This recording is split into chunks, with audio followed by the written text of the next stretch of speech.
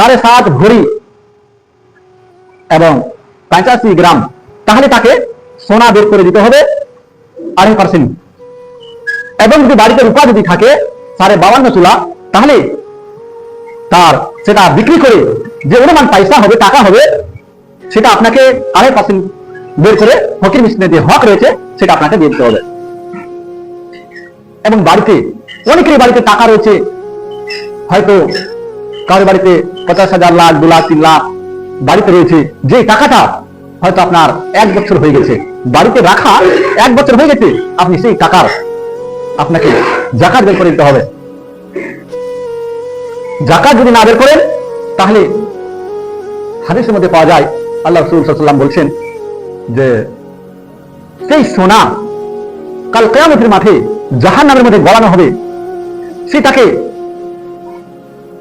গরম করানো হবে, আর গরম করার বাদে তার পিঠে বাগ দেওয়ানো হবে, ঘাড়ের মধ্যে সে তার শাস্তি দেওয়ানো হবে তাকে, যে ব্যক্তি সোনা এবং রূপার যাকাত যে ব্যক্তি না বের করবে। আর যে ব্যক্তি সেই মালের ওসুল বের করবে না, যাকাত বের করবে না, সেই ব্যক্তির কথা বলানো হয়েছে যে সেই মাল কি হবে, কাল কিয়ামতের মাঠে সাফ হয়ে যাবে, বিচ্ছু হয়ে যাবে, আর মুখের সামনে এসে খাড়া হয়ে যাবে আর বলবে যে আমি তোমার মাল, আমি তোমার খাজনা,